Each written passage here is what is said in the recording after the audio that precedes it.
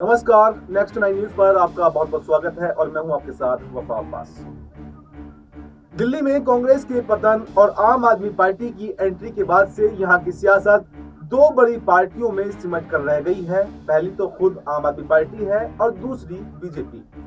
2025 के विधानसभा चुनाव में एक तरफ आम आदमी पार्टी अपनी झाड़ू से खुद पर लगे हुए सारे दाग झाड़कर बहुमत की सरकार बनाने की उम्मीद कर रही है, तो दूसरी ओर बीजेपी सरकार में वापसी की पुरजोर कोशिश में लगी हुई है।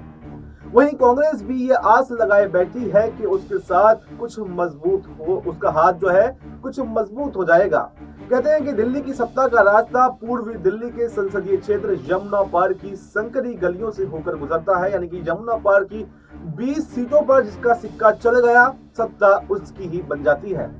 दिल्ली की सभी 70 सीटों के लिए 5 फरवरी को वोटिंग होनी है और 8 फरवरी को नतीजे आएंगे। आइए जानते हैं कि यमुना पार की 20 सीटों पर किस पार्टी के हाथ यहां पर मजबूत माने जा रहे हैं। पूर्वी दिल्ली में कौन सी पार्टी कितने पानी में है, यमुना पार में आती है कौन सी 20 सीटें हैं, आइए आपको पूरा हम बताते हैं। पूर्वी दिल्ली में संसदीय क्षेत्र यमुना पार का वो हिस्सा है जिसमें पौष इलाकों के साथ शहरीकृत गांव, कच्ची कॉलोनियां, पटपड़गंज और झिलमिल जैसे इंडस्ट्रियल एरिया भी आते हैं। यमुना पार में बुराड़ी, तिमारपुर, जंगपुरा, ओखला, त्रिलोकपुरी, कौंडली, पटपड़गंज, लक्ष्मीनगर, विश्वास नगर, कृष्णनगर, गांधीनगर, शादरा, सीमापुरी, रोहतास नगर, सीलमपुर, गोंडा, बाबरपुर, गोकलपुर, मुस्तफाबाद और करावल नगर सीटें आती हैं। यमुना पार में अगर जातीय समीकरण की बात करें तो यहाँ से ब्राह्मण, गुर्जर, पंजाबी, मुस्लिम, दलित और उत्तराखंड के वोटर्स बड़ी तादाद में रहते हैं। एशिया की सबसे बड़ी मार्केट गांधीनगर इसी क्षेत्र में आती है, यानी यमुना पार की इन 20 सीटों पर कच्ची कॉलोनियों, पानी पीने के पानी की समस्या, साफ सफाई, ट्रैफिक जाम, पार्किंग की अच्छी खासी दिक्कतें होती हैं। चुनाव में यही मुद्दे हमेशा छाए रहते हैं। गाजीपुर लैंडफिल साइट भी चुनावी मुद्दा है, लेकिन इसकी बात कम ही इस बार हो रही है। अगर हम बीते 3 चुनावों के नतीजों पर गौर करें तो यहाँ की सियासत में आए बदलाव को आसानी से समझा जा सकता है। अगर 2013 की बात करें तो 2013 के विधानसभा चुनाव में आम आदमी पार्टी ने पूर्वी दिल्ली की 20 में से 8 सीटों पर जीत दर्ज की थी। आपका वोट परसेंटेज 28% रहा था। बीजेपी ने भी यहाँ पर 8 सीटें जीती थी और वोट शेयर 32% यहाँ पर रहा था। कांग्रेस को सिर्फ 4 सीटें मिली थी और वोट शेयर आपके बराबर यानी कि 28% ही रहा था। अगर 2015 की बात करें तो 2015 का स्कोर कार्ड, 2015 के इलेक्शन में आपने यहाँ पर शानदार प्रदर्शन किया और पूर्वी दिल्ली में 18 सीटें जीती, यानी और वोट शेयर की बात करें तो 51% वोट शेयर रहा। बीजेपी ने यमुना पार में महज 2 ही सीटें जीती और वोट शेयर 34% रहा। कांग्रेस के हाथ यहाँ पर खाली रहे, उसे एक भी सीट यहाँ पर नहीं मिल सकी, हालांकि वोट शेयर 12% रहा। 2020 के विधानसभा चुनाव में आम आदमी पार्टी ने एक बार फिर से यहाँ पर बड़ी जीत हासिल की। यमुना पार में आम आदमी पार्टी को 14 सीटें और 52% वोट शेयर मिला और वहीं पर बीजेपी के हाथ में सिर्फ 6 सीटें और 41% वोट शेयर रहा। इस बार की अगर बात करें तो कांग्रेस अभी भी खाली हाथ थी, उसका वोट शेयर 5% यहाँ पर 2020 में घट करके रह गया।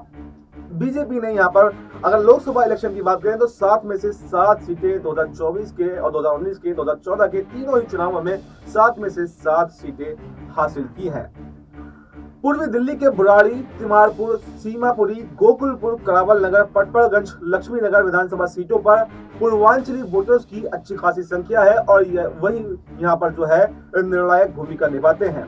तो वहीं अगर सीलमपुर की बात करें, सीलमपुरी, गोंडा, बाबरपुर, मुस्तफाबाद, ओखला और गांधीनगर में मुस्लिम वोटर्स जो हैं हार जीत तय करते हैं। बीते 3 चुनावों में यमुना पार की 7 सीटों पर आपने अच्छा प्रदर्शन किया। बुराड़ी, तिमारपुर, जंगपुरा, त्रिलोकपुरी, कौंडली, पटपड़गंज और सीमापुरी में आप कैंडिडेट को तीनों ही बार जीत मिली थी।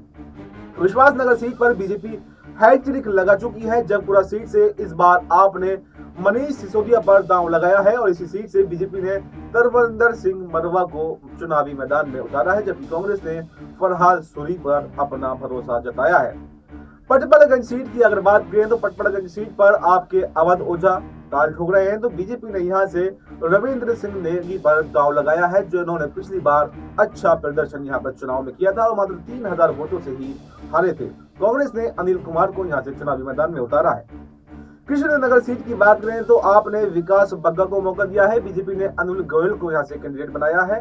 गुरचरण सिंह राजू यहां से कांग्रेस की ताल ठोक रहे हैं।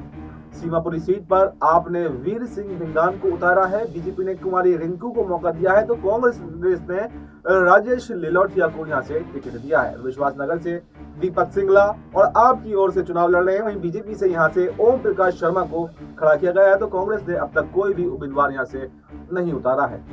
गांधीनगर सीट से नवीन चौधरी आपके कैंडिडेट हैं। बीजेपी ने अरविंदर सिंह लवली पर यहां से दांव खेला है और कांग्रेस ने कैंडिडेट फाइनल अभी तक नहीं किया है। बाबरपुर से अगर बात करें, बाबरपुर से आम आदमी पार्टी के गोपाल राय चुनाव लड़ रहे हैं जो आम आदमी पार्टी सरकार में मंत्री भी है। कांग्रेस ने हाजी इशराक खान को यहां से कैंडिडेट बनाया है और बीजेपी ने कैंडिडेट का ऐलान यहां से अभी नहीं किया है। आपने दिल्ली की सभी 70 सीटों पर अपने उम्मीदवारों का ऐलान कर रखा है। वहीं पूर्व मुख्यमंत्री अरविंद केजरीवाल नई दिल्ली से इस बार चुनाव लड़ रहे हैं और सीएम आतिशी को कालकाजी से एक बार फिर से उम्मीदवार बनाया गया है। मनीष सिसोदिया जंगपुरा से चुनावी मैदान में है तो सौरभ भारद्वाज को ग्रेटर कैलाश से उम्मीदवार बनाया गया है। सत्येंद्र जैन को शकूर बस्ती से उम्मीदवार बनाया गया है तो कांग्रेस ने 3 लिस्ट में अब तक सिर्फ 48 उम्मीदवारों का ही ऐलान किया है। कांग्रेस महिला मोर्चा की राष्ट्रीय अध्यक्ष अलका लांबा दिल्ली की मुख्यमंत्री आतिशी के खिलाफ कालकाजी सीट से चुनाव लड़ रही हैं।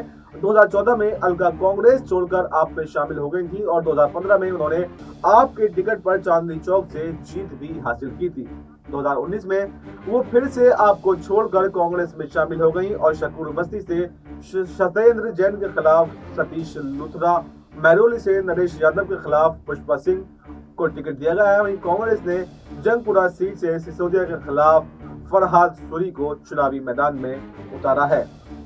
बीजेपी लिस्ट जारी करने के मामले में अभी काफी पीछे चल रही है। पार्टी ने 70 में से अभी सिर्फ 29 सीटों पर ही अपने उम्मीदवारों को उतारा है जबकि कांग्रेस 48 सीटों पर अपने उम्मीदवार उतार चुकी है।